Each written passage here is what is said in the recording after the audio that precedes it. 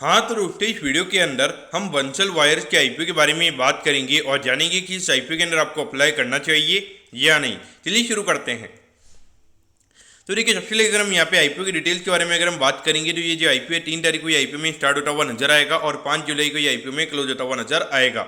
अगर हम issue size की अगर हम बात करेंगे तो 745 करोड़ के लगभग का इशू साइज हमें यहाँ पे नजर आता है। और यहाँ पे अच्छी बात ये है कि जो पूरा जो आईपीओ हमें फ्रेश इशू यहाँ पे नजर आता है, यानी कि पूरा पैसा यहाँ पे कंपनी के पास में हमें यहाँ पे जाता हुआ नजर आ रहा है। यहाँ पे कंपनी के प्रमोटर्स और जो प्राइवेट इक्विटी इन्वेस्टर्स है वो हमें कोई भी स्टेक हमें यहाँ पे बेचते हुए नजर नहीं आ रहे हैं। अगर हम प्राइस की अगर हम बात करेंगे तो 256 के कट ऑफ प्राइस पे ये कंपनी हमें शेयर देती हुई नजर आ रही है। और एक लॉट के अगर हम नंबर ऑफ शेयर्स की अगर हम बात करेंगे तो 58 शेयर्स का लॉट शेयर्स हमें यहाँ पे ये कंपनी का नजर आता है। यानी अगर आपको आईपीओ में अप्लाई करना है तो आपको यहाँ पे एक लॉट यानी कि 58 शेयर्स के लॉट साइज में आपको यहाँ पर अप्लाई करना पड़ेगा। अगर हम यहाँ पे रिटेल कोटा की अगर हम बात करेंगे तो देखिए अराउंड 35% के लगभग का रिटेल कोटा में यहाँ पे कंपनी का नजर आता है। यानी कि ऑलमोस्ट अगर हम देखेंगे अराउंड 230 करोड़ के लगभग का यहाँ पे कंपनी का रिटेल कोटा है। यहाँ पे कहीं ना कहीं जो अलॉटमेंट के चांसेस है वो यहाँ पे रिटेल कोटा में काफी ज्यादा यहाँ पे रहने वाली हैं।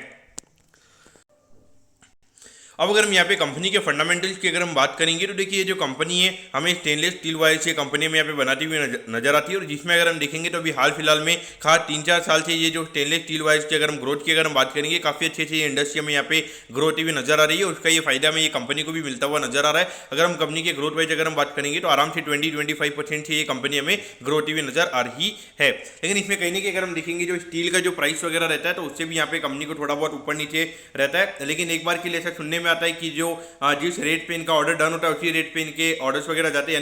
यानी कि जो भी स्टील के प्राइसेस में जो भी यहाँ पे ऊपर नीचे होता है तो उससे इनके प्रॉफिटेबिलिटी पे कोई भी फर्क यहाँ पे नहीं पड़ता है।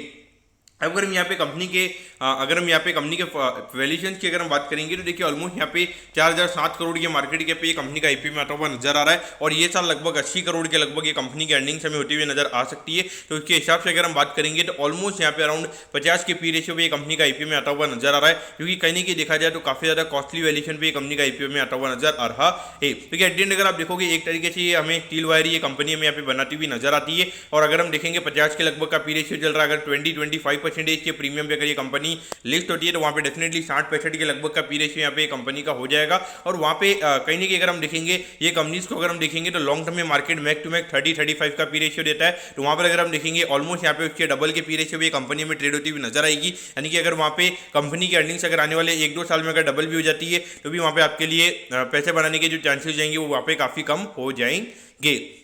यहाँ पर आपको क्या करना चाहिए तो देखिए मैं पर्टिकुलरली यहाँ पे 100% इसको सिर्फ यहाँ पे लिस्टिंग इनके लिए अप्लाई करने वाला हूँ। मुझे लगता है कि आईपीओ का भी इशू साइज छोटा है और ये एक बार के लिए अगर हम मार्केट में अगर हम देखेंगे तो ये मार्केट के जो कमेंट्स अगर हम देखेंगे काफी पॉजिटिव और ग्रे मार्केट में अगर हम देखेंगे इस कंपनी की हमें अच्छी डिमांड यहाँ पे नजर आती है। तो एक बार के लिए मुझे लगता है कि अराउंड 20 से 25% के प्रीमियम पे ये कंपनी हमें खुलती हुई नजर आ सकती है। तो उस पॉइंट ऑफ व्यू से आपने इसे देखना चाहिए। लेकिन लॉन्ग टर्म के पॉइंट ऑफ व्यू से मेरे लिए यहाँ पे कोई वैल्यू अवेलेबल नहीं है, तो इसलिए मैं लॉन्ग टर्म के लिए कंपनी को अवॉइड करना चाहूंगा। हाँ लेकिन लिस्टिंग के लिए डेफिनेटली मैं ये कंपनी के अंदर अप्लाई करने वाला हूँ। तो दोस्तों मैं आपको बताऊं कि बंसल वायर के आईपीओ के बारे में आपको सब कुछ समझ में आ गया होगा। अगर आपकी कोई भी क्वेरीज है आप कमेंट कीजिए, मैं जरूर आपके कमेंट पर रिप्लाई करूंगा। ओके दोस्तों, thank you, have a nice day.